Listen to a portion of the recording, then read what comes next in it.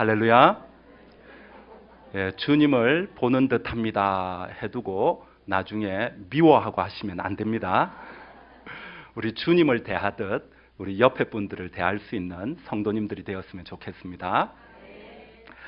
한 할머니가 돈을 찾으러 은행에 갔습니다. 할머니가 찾을 금액을 본 은행원들은 매우 당황해했습니다.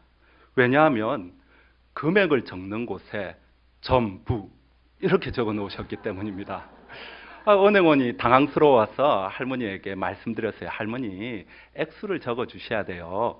그랬더니 연세 드신 할머님이 고개를 끄덕끄덕 하시면서 다시 금액란을 고치셔서 은행원에게 전달해 주었습니다. 그런데 그 금액란을 본 은행원이 또 당황하는 표정으로 할머니를 보는 거예요. 이번에는 무엇이라고 적어 놨냐면 싹 다. 이렇게 적어 놓은 거예요. 은행원이 너무 당황해서 할머니에게 차근차근 설명을 드렸어요. 할머니, 금액란에 정확한 액수를 적어야 합니다.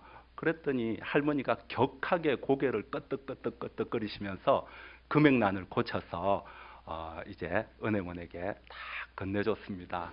은행원이 그 금액란을 보고는 더 당황해서 할머니를 째려보는 것입니다.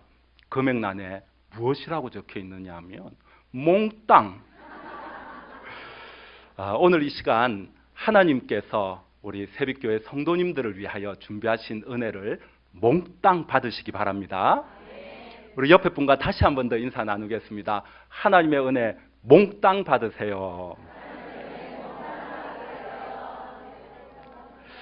하나님께서 이 시간 여러분들을 위하여 준비하신 은혜가 여러분들의 마음과 여러분들의 삶 속에 충만하기를 주님의 이름으로 축원드립니다. 한 심리학자가 참 특이한 실험을 하였습니다. 한 동네에 한 구역을 정해서 집집마다 아침에 $100씩 놓아두는 것이었습니다. 그 광경을 바라보고 있던 사람이 그 $100를 주우면서 이 사람이 도대체 미친 사람인가? 그러면서 슬그머니 주머니에 넣는 거예요. 그리고 이 심리학자가 다음 날도 똑같이 $100를 그 집집마다 놓아두었어요. 그러니까 가정마다 나와서 그 돈을 주우며 한편으로는 웃고 한편으로는 참 황당하다라는 표정으로 지었어요. 그런데 3일쯤 지나니까 이제 마을에 웬만한 사람들이 다 알게 되었어요. 그래서 모든 사람들이 이 돈을 집 앞에 놓고 가는 사람들의 이야기로 막 떠들썩했던 거예요. 한 2주쯤이 지났나요? 이제는 그 돈을 받으려고 집 앞에 나와서 기다리는 사람이 있는 거예요.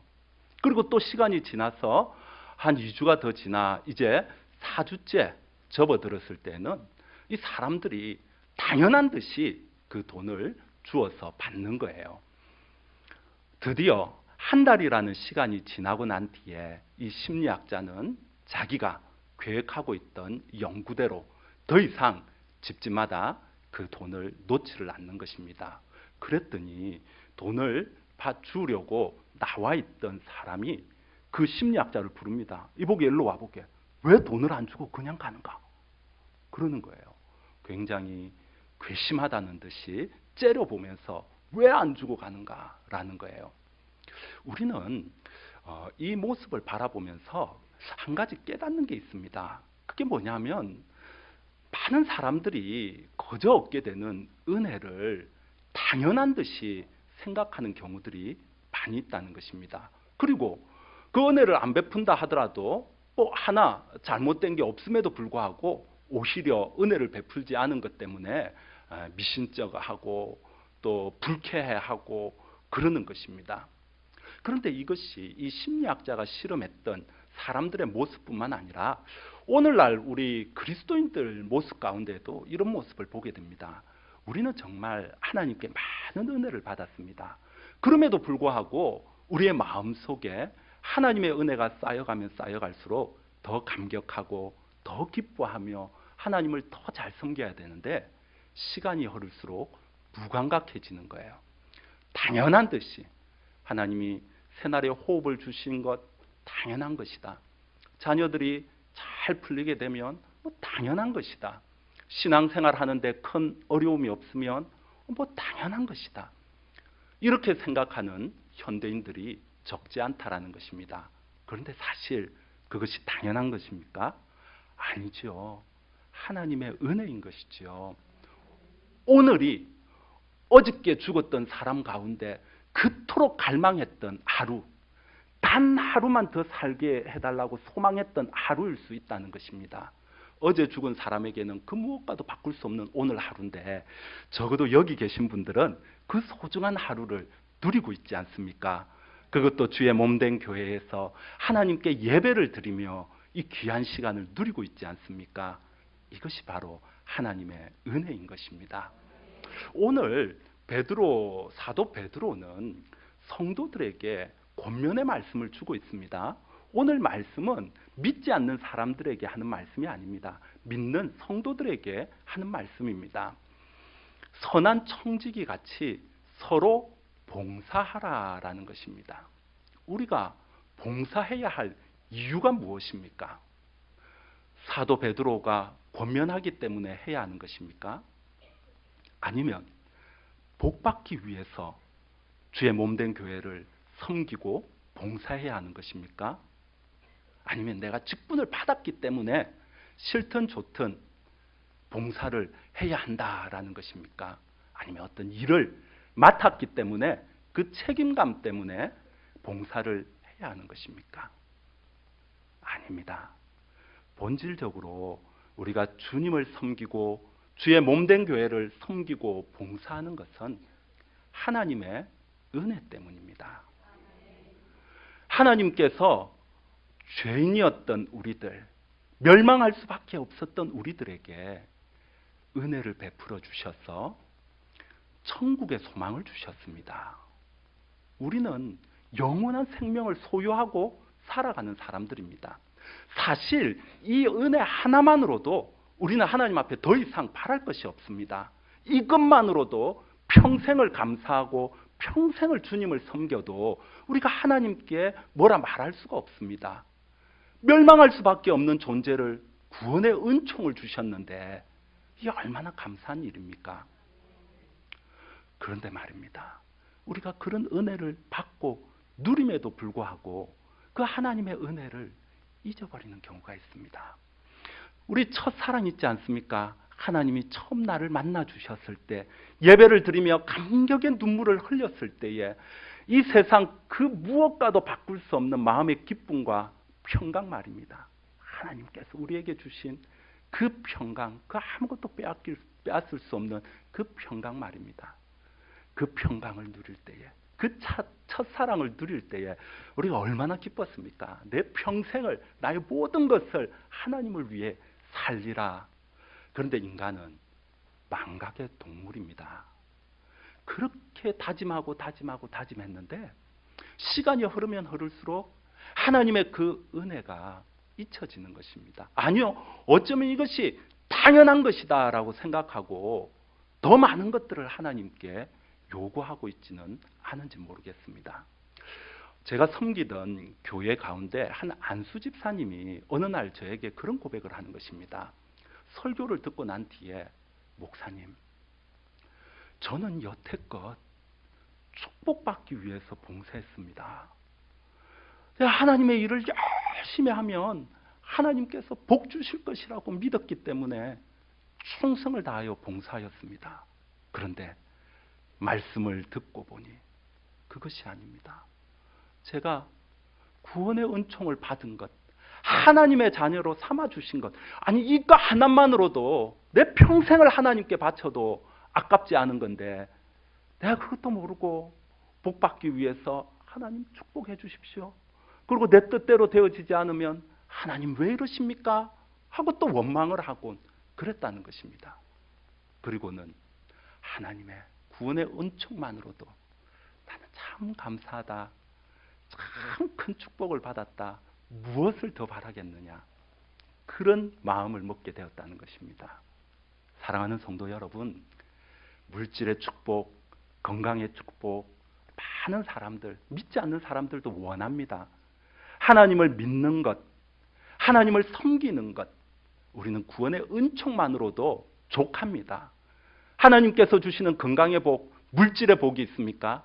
그것은 보너스인 줄로 아십시오. 우리 옆에 분에게 말씀합시다. 그거는 보너스입니다.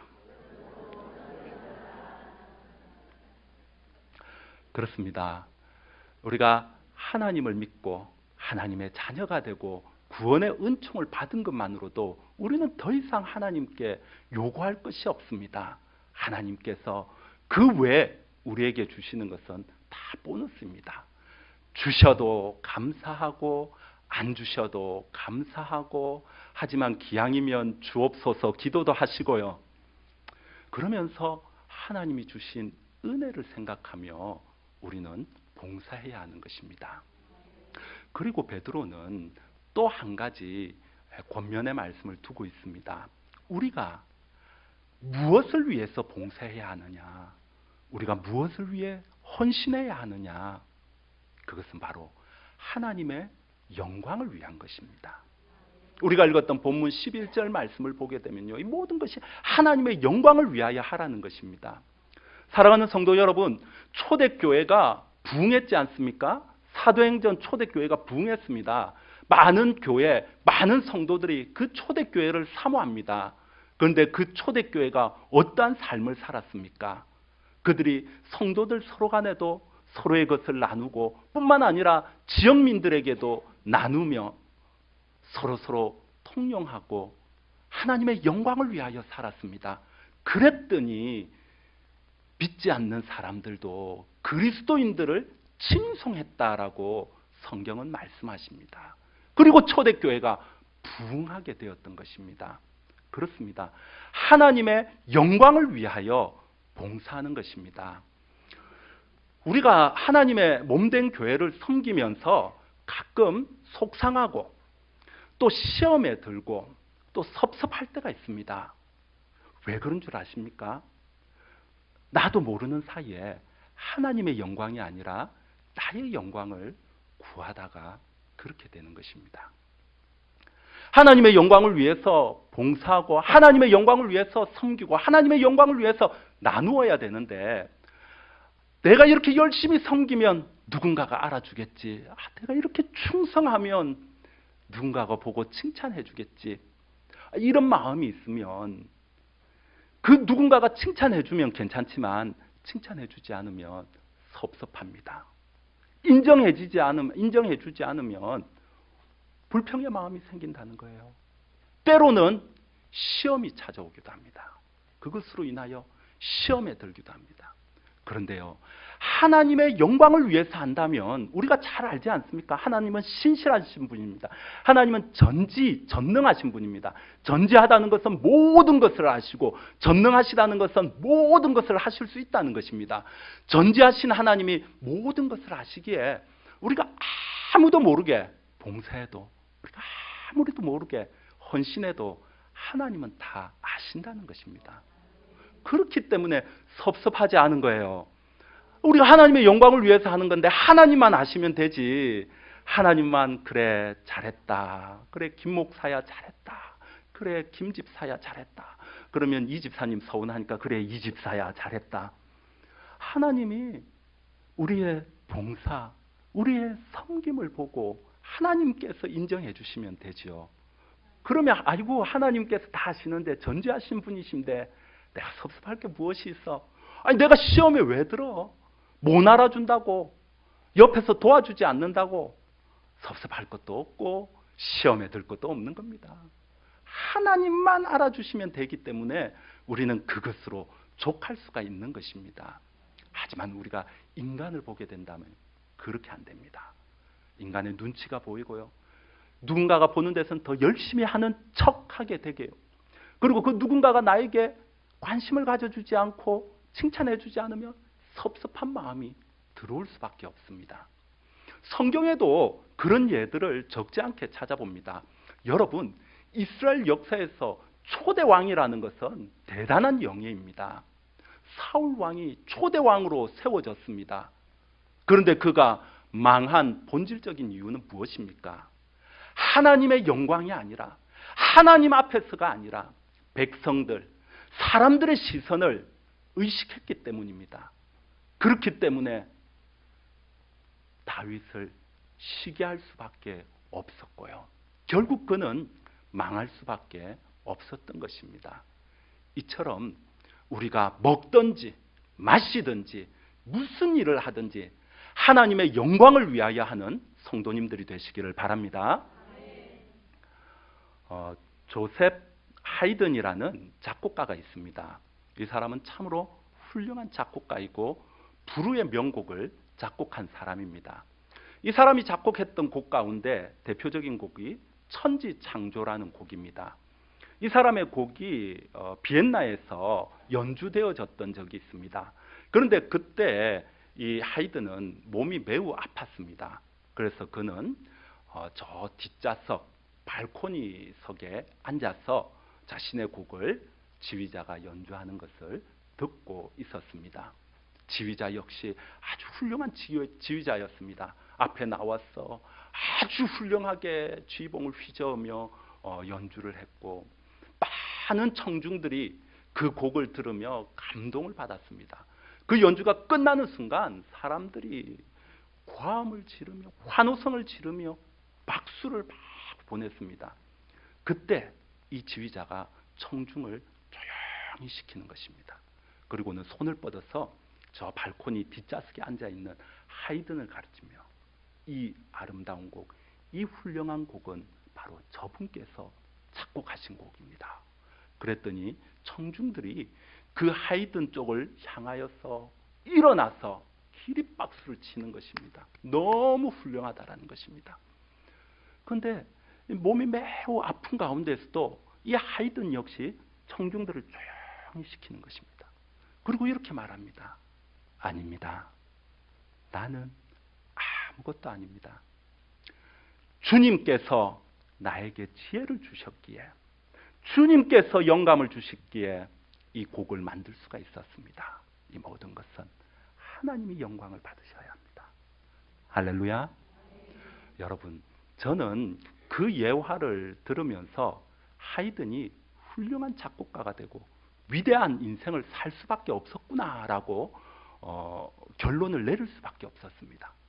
그의 삶이 무엇을 하든지 하나님의 영광을 위하여 하는데 자신이 가장 잘할 수 있는 일, 작곡을 통하여 하나님의 영광을 위하여 곡들을 작곡해 가는데 하나님께서 그냥 내버려 두시겠습니까? 하나님께서 그를 귀하게 사용하신 줄로 믿습니다. 어디 작곡뿐이겠습니까? 여러분들 여기 계신 분의 수가 다양할수록 여러분들이 가지고 있는 직장이나 하는 일들도 다양할 것입니다. 여러분들이 무슨 일을 하시든지 학교에서 아이들을 가르치시든지 또는 노동 현장에서 노동을 하시든지 아니면 교편을 잡고 학생들을 지도하시든지 어떠한 위치에 있든지 여러분들이 하는 그 일을 통하여 하나님의 영광을 드러내시기를 원합니다. 특별히 하나님의 몸된 교회를 섬길 때에 우리가 헌신하겠노라고 다짐하는데 여러분 헌신이 무엇입니까? 그냥 몸으로만 대충 때우는 것입니까? 땀 흘려 그냥 일하면 되는 것입니까? 아닙니다. 헌신은 마음과 몸을 힘써서 행하는 것입니다. 주님의 일을 할 때 주의 몸된 교회를 섬길 때에 여기서 교회라는 것은 여러분 교회 건물을 말하는 것입니까? 교회 건물을 우리가 왜 섬깁니까? 교회라는 것은 하나님의 부르심을 받은 하나님의 백성입니다. 바로 여러분들 한 분 한 분이 교회인 것입니다. 우리 몸된 교회, 바로 여러분들 서로가 서로를 섬길 때에 바로 이와 같이 그냥 겉으로만이 아니라 마음과 몸을 다하여서 섬긴다면 하나님께서 그것을 통하여 영광을 받으시는 줄로 믿습니다. 오늘 말씀에서 정말 중요한 것이 하나 있습니다.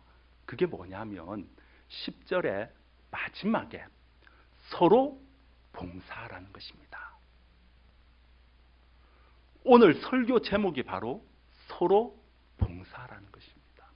여기서 서로, 이 서로는 매우 중요한 단어입니다. 베드로도 의도적으로 이 서로라는 단어를 사용합니다. 우리가 읽었던 본문 그 앞에 소절들을 보게 되면 역시 8절 말씀을 보게 될 때에 8절에 서로 사랑할지니, 그리고 9절에 보게 되면 서로 대접하기를, 그리고 우리가 읽었던 10절 말씀에도 역시 서로 봉사하라. 할렐루야. 봉사는요, 헌신은요, 혼자 하는 것이 아닙니다. 뭐 일 잘한다고 한두 명에서 하는 것도 아닙니다. 서로 해야 하는 것입니다. 베드로는 의도적으로 이것을 사용하고 있습니다. 그런데요, 이것은 베드로의 특징적인 표현일까요? 아닙니다. 성경은요, 이 서로라는 단어를 심심치 않게 사용하고 있습니다. 아주 의도적으로 사용하고 있습니다. 베드로뿐만 아니라 사도 바울 역시 마찬가지입니다.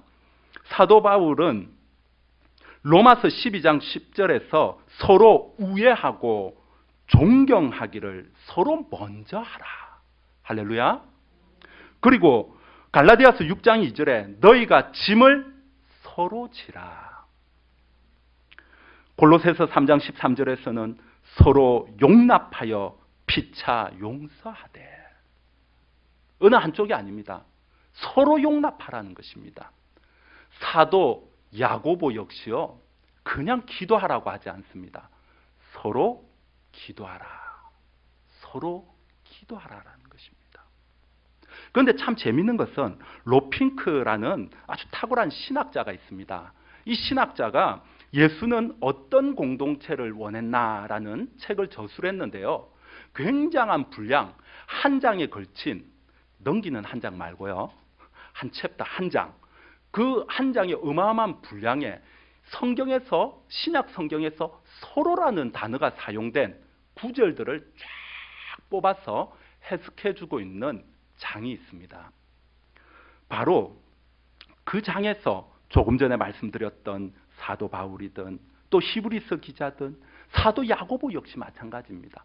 서로 하라는 것입니다. 서로. 기도도 서로 하라는 것입니다. 용납도 서로 용납하고 서로 우애하라는 것입니다. 너는 나를 우애해줘. 나는 속이 좁은 놈이니까 괜찮지? 이게 아닌 거예요. 서로 용납하라는 것입니다. 서로 우애하라는 것입니다. 짐을 서로 지라는 것입니다. 이처럼 성경은 의도적으로 서로라는 단어를 사용하고 있는 것입니다. 저희 해오름 교회는 아직 작습니다. 어떻게 보면 이제 걸음마를 시작한 교회라고 할 수 있습니다. 그런데 저희 교회에 하나의 그 사역이 있습니다. 많은 사역들, 교회들마다 귀한 사역들을 하는데요. 그 중에 하나가 무엇이냐면 인문학 강연회를 합니다. 인문학 강연회를 하는 이유는 물론 이것을 통하여 믿지 않는 사람들이 예수님을 믿는 것도 좋죠. 하지만 하나님은 우리가 이기적으로 살아가기를 원치 않지 않습니까? 하나님은 우리가 이타적으로 살아가기를 원하십니다. 따라서 우리 교회가 작지만 작은 가운데 지역을 위해서 할 수 있는 것이 무엇이 있는가 기도하고 고민하는 가운데 우리 양산 지역이 인문학 강연 이런 것들이 너무 취약하구나. 우리 지역민들에게 그런 공간을 만들어주자. 그래서 시작하게 되었습니다. 시작할 때는 지역민들이 약 한 8명, 10명 정도밖에 오지 않았습니다. 그런데 지난달 독서 토론회 때 우리 그 양산 소년 소녀 합창단이 있어요. 이 아이들 수까지 합치니까 60명의 사람들이 모인 것입니다. 너그 교회니까 안 좋아하시네요. 여러분, 저희 교회 성도들이 40명이 안 됩니다. 저희 교회 주기적으로 출석하는 성도들은 30명도 안 됩니다. 그런데요, 그 곱절인 60명이 모였다는 것입니다. 그리고 서로 독서 토론회를 통하여 인문학적 소양을 나누고 서로의 마음을 나누고 서로 위로하고 서로 격려하고 그렇게 가는 거죠. 그런데 이것을 하기 위해서 우리 새빛교회도 토요일 날 노인들에게, 지역 노인들에게 귀한 사역을 하고 있는 것으로 압니다. 참 귀한 일이고 자긍심을 가져도 될 만한 참으로 귀한 일인 것 같습니다. 저희 교회도 이 사역을 하기 위해서 섬겨야 될 사람들이 있습니다. 이 무대를 세팅해야 되고요. 그리고 그 프로그램을 진행해야 되고요. 또 이들이 많은 지역민들이 오기 때문에 여러분 왔을 때 뭐라도 한 잔 마시고 뭐라도 좀 먹어야 될 거 아닙니까? 그래서 처음에는 가볍게 이제 식사를 준비하고 1시간 일찍 오는 분들은 함께 식사하고요. 그리고 차도 나누고요. 의외로 이 차 나누는 게 굉장히 매력적이더라고요. 커피 때문에 오는 분도 계시더라고요. 특히 커피는 제가 드립을 해서 내려드리는데요. 이 지역민들 사실 그 참석했던 사람들 가운데 다수가요. 예수쟁이 욕했던 사람입니다. 제가 양산에 온 지 한 2년 되었습니다. 꼭 2년이죠. 제가 2년 전 2월에 부임했거든요. 해오름교회에. 2년 되었는데 2년에 부임해가지고 1년 반 동안 가장 많이 들었던 이야기 중에 하나가 개독교, 개목이라는 것입니다. 참 우리가 들을 때 마음이 아프죠. 참 가슴 아픈 일입니다. 그런데 그 믿지 않는 사람들은 바로 교회를 향하여 또 목회자를 향하여 그렇게 지탄을 하고 있는 것입니다. 또 우리가 그런 모습을 보인 것도 있지요. 그런 잘못함을 보여서 지역에 덕을 끼치는 것이 아니라 오히려 지탄의 대상이 되는 이런 안타까운 현실이 바로 오늘 우리 현실입니다. 그런데요, 이 사람들 가운데에 많은 사람들이요 이렇게 고백합니다. 그 중에 인문학 때문에 교회에 나오게 된 분도 있고 나오지 않은 분도 계신데요. 해오름 교회는 하나님이 계신 것 같다. 배가 아프십니까? 믿지 않는 사람들이요. 그것도 목사 앞에 대놓고 제가 부임해 왔을 때 개독, 개목이라고 욕했던 목사님 죄송합니다. 개독, 개목 말입니다. 이렇게 바로 제 앞에서 그런 이야기를 했던 분들입니다. 그런데 그런 분들 입에서 해오름 교회는 하나님이 계신 것 같아요. 또 하나 더 이어서 제가 교회 나온다면요. 해오름 교회 나올게요. 새벽교회가 아니니까 그런 고백들을 하는 것입니다. 그리고 많은 분들이 사실 교회에 등록하기도 하였습니다. 주기적으로 나오시는 분들도 있고요. 듬성듬성 나오시는 분들도 있고요. 그런데 여러분들 그 일을 하기 위해서 해야 할, 봉사해야 할 일들이 적지 않았습니다. 그런데 성도들이 서로 봉사하니, 서로 헌신하니, 믿지 않는 사람들이 볼 때에는 신기한 거예요. 아니 어떻게 막 퍼주면서 저렇게 기쁘게 할 수 있을까?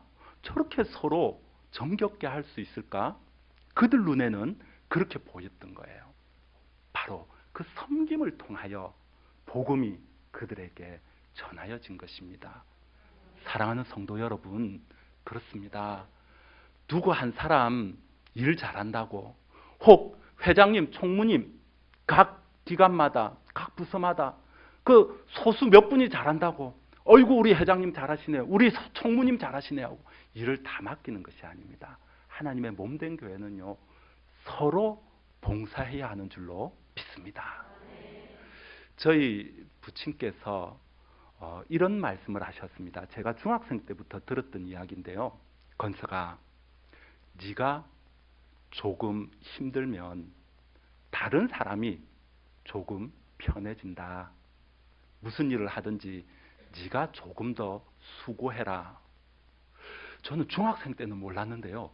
지금은 완전 진리로 받아들여지는 거예요. 그렇지. 내가 좀 수고하면 상대가 좀 편해지지. 우리 박 집사님이 좀 수고하니까 우리 이 집사님이 조금 편해지지. 아이고 내가 조금 편해서야 안 되지. 박 집사가 힘든데 내가 좀 더 수고해야지. 바로 서로 이렇게 봉사하고 서로를 배려하고 서로를 품어줄 때 생각해 보십시오. 우리 교회가 바로 이런 교회인데 주일날이 기다려지지 않겠습니까? 우리 교회가 이렇게 봉사하고 서로를 섬기고 서로를 사랑하고 하는데 보고 싶지 않겠습니까? 우리 교회가 서로 서로를 위하여 그렇게 기도하고 헌신하는데 우리 교회가 부응하지 않겠습니까? 우리 오늘 헌신을 다짐하며 하나님 앞에 예배드리는 이 남성교회와 또 이 자리에 함께 예배드리는 우리 새빛교회 모든 성도님들의 삶이 서로 봉사함으로 하나님의 영광을 드러내는 복된 삶이 되기를 원합니다.